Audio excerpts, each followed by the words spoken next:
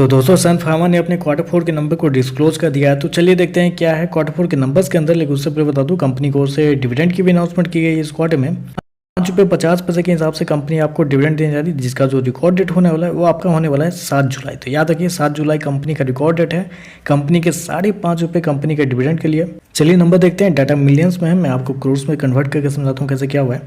तो देखिए पिछले क्वार्टर में कंपनी 13,675 करोड़ का रिवेन्यू जनरेट की थी ऑपरेशन के थ्रू। पिछले साल देखते हैं तो 11,982 करोड़ के आसपास, जबकि अभी देखें तो 12,958 करोड़ आपको जाता हुआ देखने को मिला। तो साल दर साल जाते हैं तो साल दर साल कंपनी के रिवेन्यू के अंदर तेजी आपको देखने को मिली। लगभग बोल सकते हैं 9% के आसपास का जंप आपको देखने को मिला साल दर साल कंपनी के रिवेन्यू के अंदर।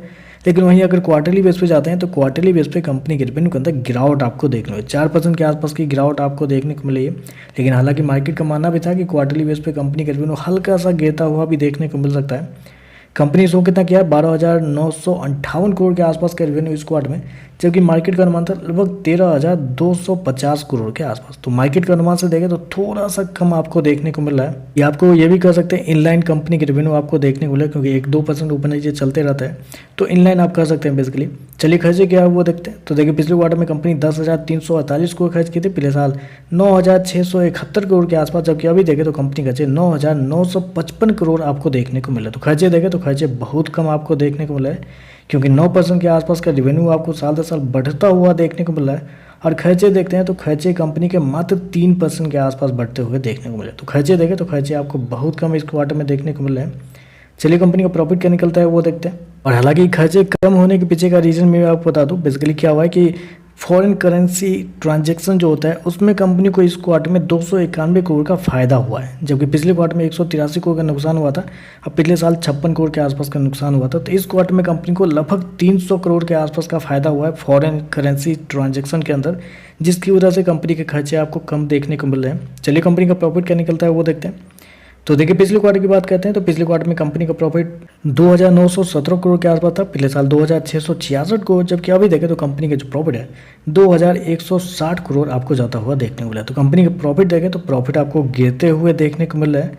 मतलब हालांकि इसके पीछे का एक और रीज़न है कंपनी के एक्सेप्शनल आइटम, क्योंकि एक्सेप्शनल आइटम में कंपनी को इस क्वार्टर में 361 करोड़ का नुकसान हुआ है, जबकि पिछले साल 101 करोड़ का नुकसान हुआ था, जबकि पिछले क्वार्टर में 316 करोड़ के आसपास। तो साल दर साल कंपनी का एक्सेप्शनल आइटम 3.5 गुना बढ़ता हुआ देखने को मिला है, जिसकी वजह से कंपनी का प्रॉफिट आपको गिरते हुए देखने को मिला है।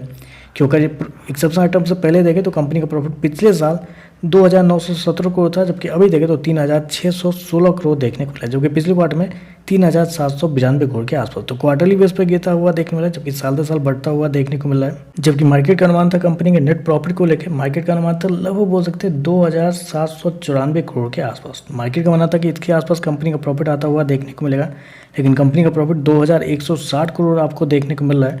और अगर एक्सेप्शनल आइटम को हटा भी देते हैं, फॉर एग्जांपल अगर समझते हैं कि एक्सेप्शनल आइटम को हटा देते हैं कंपनी का प्रॉफिट में से, तो कंपनी का प्रॉफिट कितना निकलता है फिर भी 25,200 करोड़ के आसपास, जबकि मार्केट का अनुमान था मतलब 2,520 करोड़ के आसपास, जबकि मार्केट का अनुमान था 2,794 करोड़। तो यहाँ पर भी देखें तो मार्केट के अनुमान से थोड़ा सा कमजोर आपको कंपनी का प्रॉफिट देखने को मिल रहा है। तो आप कह सकते हैं रेवेन्यू इन लाइन है, लेकिन प्रॉफिट आपको मिस होते हुए देखने को मिल रहा है। ईपीएस की बात करते हैं, पिछले क्वार्टर में 12 रुपये, पिछले साल 11 रुपये, अभी देखें तो 9 रुपये के आसपास आपको देखने को मिला। तो ओवरऑल देखें तो थोड़े से एवरेज मतलब एवरेज या मिक्स नंबर आप कर सकते हैं, क्योंकि रेवेन्यू इन लाइन देखने को मिला, प्रॉफिट के अंदर गिरावट है, और कंपनी की प्रॉफिट देखें तो फ्लैट आपको मतलब बिलो एस्टीमेट आपको देखने को मिल रहा है। तो चलिए बस आज के लिए बस इतना ही। वीडियो पसंद आए तो लाइक कीजिएगा, साथ में साथ चैनल को सब्सक्राइब जरूर कीजिएगा।